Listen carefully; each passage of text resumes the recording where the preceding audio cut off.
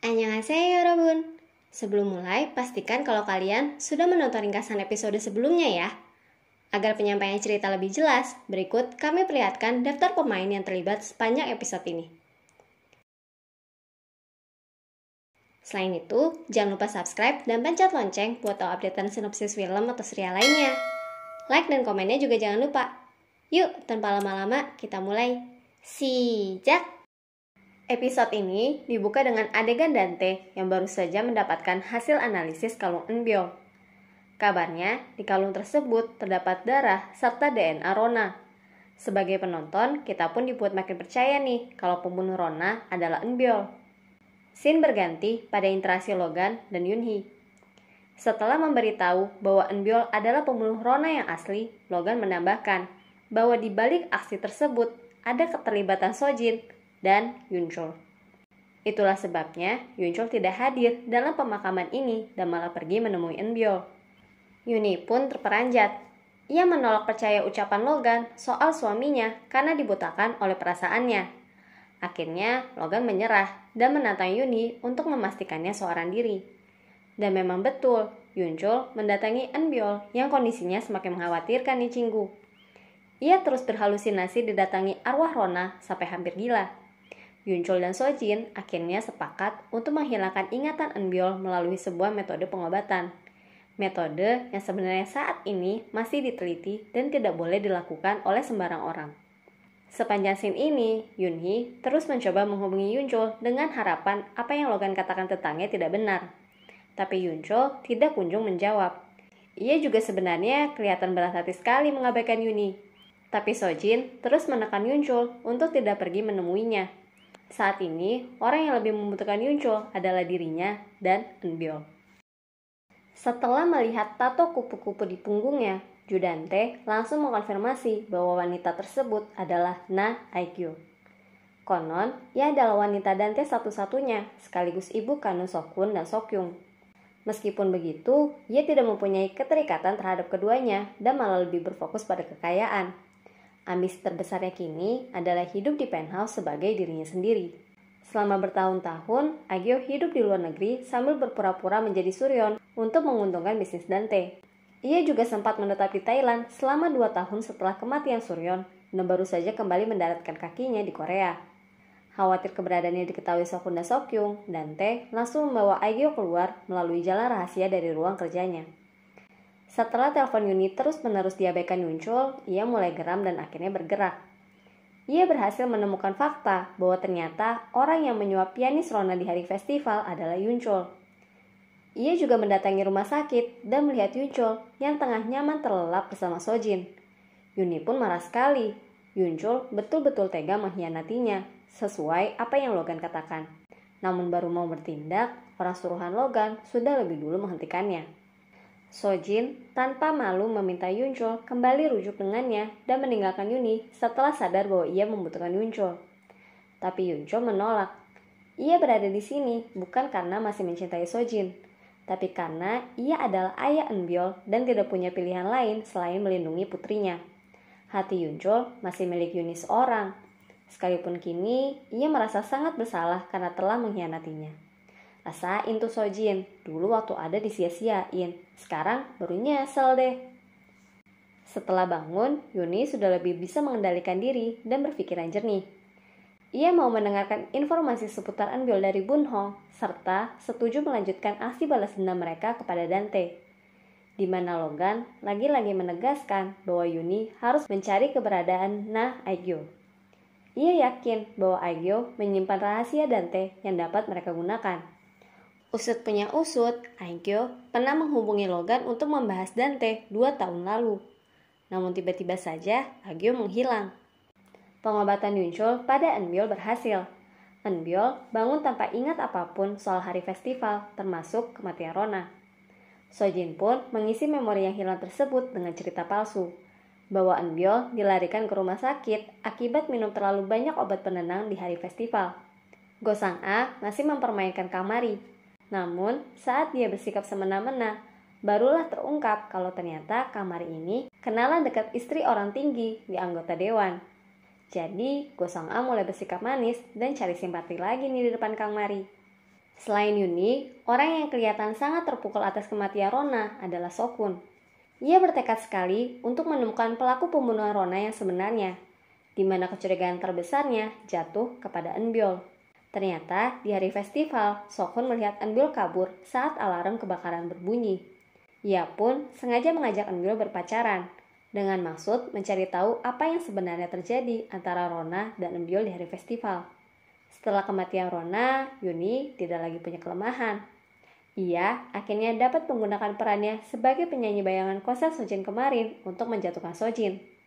Betul saja, saat masalah itu mencuat ke publik, Sojin diterpa masalah bertubi-tubi nih Cinggu. Pertama, ia terpaksa mengumumkan karirnya pensiun di depan media. Lalu, terancam diturunkan dari posisinya sebagai direktur sekolah musik Chong'ah sampai harus memenuhi panggilan polisi atas tuduhan penipuan publik. Dalam pertemuannya dengan Yuni, Sojin bahkan sampai berlutut. Ia meminta agar identitas Yuni sebagai penyanyi bayangannya tetap dirahasiakan dari media. Ia pun mengakui kesalahan dan kekalahannya. Bener-bener deh, Sojin kini sudah tidak berdaya. Mau kasihan, tapi ya ia menuai apa yang ia tabur gak sih? Selama kekacauan ini berlangsung, Dante bersikap seolah tidak tahu apa-apa dan malah pura-pura mengkhawatirkan Sojin. Ia pun meyakinkan Sojin untuk menjauh dari perusahaan sementara waktu, yang Sojin setujui saja tanpa menaruh curiga. Padahal mah Dante sudah punya niatan busuk di belakang. Belum puas mendapatkan masalah di luar rumah, Eunbyul juga balik memunggungi Sojin. Ia merasa malu akan kasus sang ibu. Apalagi setelah menduga kalau Yuni adalah penyanyi bayangannya. Menurutnya, sang ibu tidak tahu malu. Bisa-bisanya, Sojin menyuruh Eunbyul melakukan ABC untuk mengalahkan Rona. Padahal, ia saja tidak bisa mengalahkan Yuni. Sojin pun jadi mabuk-mabukan saking stresnya. Melihat kondisi Eunbyul dan Sojin yang hancur, Yunchul pun makin tidak tega meninggalkan keduanya. Ia makin mantap meninggalkan Yuni. Dante kelihatan geram sekali saat tahu tanah Juyein kini dimiliki oleh Yuni. Sebab rencananya tanah tersebut masuk dalam pembangunan Dante Village. Ia pun mengundang Yuni untuk datang ke penthouse, yang justru Yuni gunakan untuk mengorek informasi soal keberadaan Na Aegyo. Yuni datang sejam lebih awal dari waktu undangan dan berhasil membuka pintu rahasia yang terhubung dari ruangan kerja Dante. Di sana, ia melihat kedatangan Aegyo. Setelah tahu kalau Yuni tidak datang sesuai jadwal dan bahkan menghilang, Dante mengekorinya ke dalam jalan rahasia. Ia sudah bersiap di samping lift yang sedang menuju ke atas sambil menggenggam sebuah pisau. Tapi ternyata orang yang ia jumpai justru Aegyo. Agar Dante tidak tambah curiga, Sokun sengaja berbohong dengan berkata bahwa ia melihat Yuni sudah pulang. Wah, Sokun ini peka sekali ya memang. Mungkin Sokun dan Yuni kedepannya akan bekerja sama nih Cinggu. Setelah Aegyo turun, Yuni membuntutinya. Ia berpura-pura salah mengenalinya sebagai Suryon dan berhasil menaruh perangkat pelacak di handphone Aegyo saat ada kesempatan. Kemudian, ia melaporkan pertemuan ini kepada Logan. Yunchul sudah mengemasi barangnya dalam koper saat Yuni pulang. Ia mengatakan keinginannya untuk berhenti melakukan hubungan sandiwara ini dan bercerai. Yuni pun mencoba menghentikan Yunchul semampunya. Ia bahkan mengatakan bahwa Rona sebenarnya kelihatan sudah mulai dekat dan menerima Yunchul. Mendengarnya, Yunchul malah makin sesak. Rasa bersalahnya makin meledak. Ia pun terpaksa mengatakan kalimat jahat agar Yuni melepaskannya. Padahal sih, dia sebenarnya mencintai Yuni.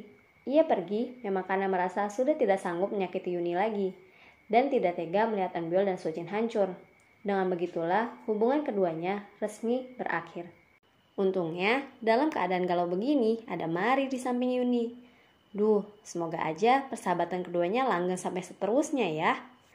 Sekretaris Do mengingatkan Sojin agar berhati-hati dengan Dante. Pasalnya, selama Sojin menjaga jarak dari perusahaan, Dante diam-diam melakukan pergerakan mencurigakan di dalam grup Chong'ah. Para pemegang saham yang semula berada di pihak Sojin, kini berpaling kepadanya.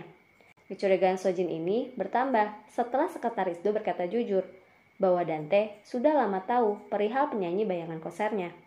Sepertinya Dante diam-diam ingin mengkhianatinya dengan mengambil alih grup Chong'ah. Melihat kehancuran Sojin, anak-anak yang semula berusaha keras mendekati Eunbyul kini balik merundungnya. Ia bahkan terus dipojokkan dengan pertanyaan seputar kejadian di hari festival. di mana dan apa yang sebenarnya Eunbyul lakukan saat sebelum pengumuman bersama Rona. Tapi Eunbyul benar-benar tidak ingat apapun selain apa yang Sojin ceritakan. Setelah terus mendapatkan tekanan, sekelebat ingatan Eunbyul saat hari festival pun muncul. Tapi saking syoknya, ia jatuh pingsan dan akhirnya dibantu oleh Sokhun. Untuk memancing ingatan Eunbyul, Sokhun sengaja memanipulasinya. Ia meminta Eunbyul mengingat apa yang ia ucapkan pada Sokhun di tangga saat hari festival. Ceritanya, ucapan itulah yang akhirnya menjadi alasan mengapa ia menyukai Eunbyul. Cara ini terbukti efektif. Eunbyul berusaha keras mengingat apa yang sebenarnya terjadi saat hari festival seni Chong'ah berlangsung. Yuni sengaja mendatangi Kyujin dan menceritakan rencana perceraiannya dengan Yunchul.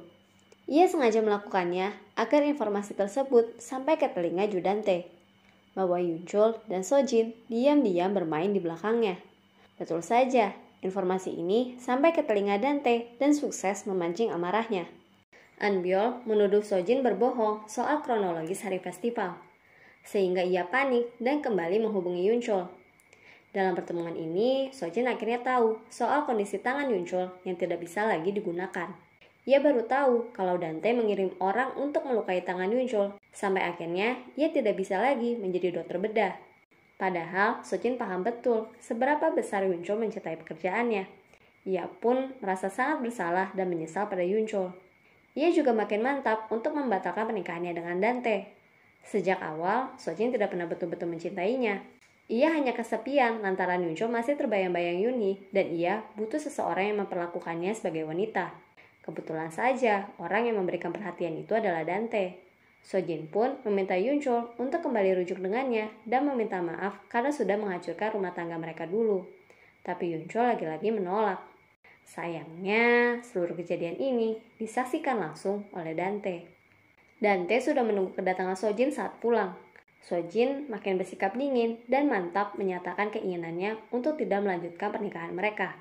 Dia tahu kalau Dante mengkhianatinya demi mendapatkan grup Chong'ah. Tapi ternyata tidak semudah itu. Saat dia menghubungi pengacara untuk membatalkan pertunangan mereka esok harinya, tiba-tiba segerombolan polisi datang. Mereka hendak menangkap Eunbyul yang kini jadi tersangka utama baru kasus kematian Rona. Sang detektif juga memperlihatkan kalung safir Eunbyul yang kabarnya terdapat darah Rona. Ditambah lagi, mereka berhasil mengungkap bahwa penjaga sekolah sengaja disuap untuk dijadikan kambing hitam. Khawatir Eunbyul ditangkap, Sojin pun menumpahkan semua kesalahan itu pada dirinya. Ia mengaku bahwa dialah yang membunuh Rona. Tapi ternyata, para detektif tersebut hanyalah orang-orang suruhan Dante. Dante sengaja melakukannya untuk mendapatkan kelemahan Sojin, yaitu pengakuan kejahatan yang berhasil ia rekam tadi. Ia mengancam akan memberikan rekaman tersebut pada polisi, atau paling tidak pada Yuni. Sojin pun tersudut. Ia terpaksa harus melanjutkan rencana pernikahan mereka agar rekaman tersebut tidak sampai ke pihak berwajib. Sekalipun Sojin sama sekali tidak menginginkan pernikahan ini. Sedangkan Dante senang sekali nih melihat Sojin tersiksa. Tapi nih ya gengs, dalam sebuah kilas balik, kita diperlihatkan kalau Dante sedang mencuci tangannya yang berlumuran darah serta menyalakan alarm kebakaran saat festival. Maksudnya apa coba kira-kira? Jangan-jangan Dante yang membunuh Rona? Kira-kira bener nggak ya? Orang-orang Herapeles tidak habis pikir saat undangan pernikahan mereka disebar, terutama Yunchul. Ia berusaha mendatangi Sojin dan mempertanyakan keputusannya. Jelas-jelas Sojin sudah tahu semua kebusukan Dante. Kok dia tetap mau menikahinya? Tapi ya gimana, Sojin terpaksa. Kalau tidak, dia dan Eunbyul sama-sama terancam. Dante dan Yuni akhirnya bertemu. Dalam kesempatan ini, Dante bertanya perihal tanah Juyein yang sekarang menjadi milik Yuni. Yuni pun dengan lugas berkata bahwa setelah kematian Rona, tujuan hidupnya kini jadi berubah. Saat ini, ambisinya hanyalah menjadi kaya. Ia bahkan menantang Dante untuk bertaruh. Siapa yang akan menempati penthouse ini dalam waktu setahun mendatang? Wah, Ju Dante kelihatan tertantang dan kesal sekali karenanya. Logan diam-diam terus memperhatikan gerak-gerik Aikyo. Ia ingin sekali menemui Aikyo untuk lanjut membahas rahasia Dante tentang Suryeon. Saking terobsesinya, Yuni bahkan sampai curiga nih kalau Logan punya perasaan lebih terhadap Suryeon. Dante berusaha memastikan kesetiaan Aikyo terhadapnya. Kabarnya, sikap Aegyo sempat berubah 2 tahun lalu. Sebab itulah, ia curiga kalau Aegyo berusaha mengkhianatinya. Dalam keadaan Aegyo di ujung tanduk, untungnya Logan berhasil membawa Aegyo kabur bersama dengan Yuni. Gimana nih Cinggu? Makin penasaran gak sih dengan sosok Na Aegyo? Kira-kira betul gak ya kecurigaan Logan kalau sebenarnya dia ini Suryon? Tapi kalau benar, bagaimana mungkin dia bisa selamat ya? Lalu bakal seperti apa nih nasib Sojin yang sebentar lagi akan menikahi Dante? Menurut kalian, siapa pembunuh Rona sebenarnya ya? Apakah Anbiol atau Dante? Saksikan ringkasan episode selanjutnya. Annyeong!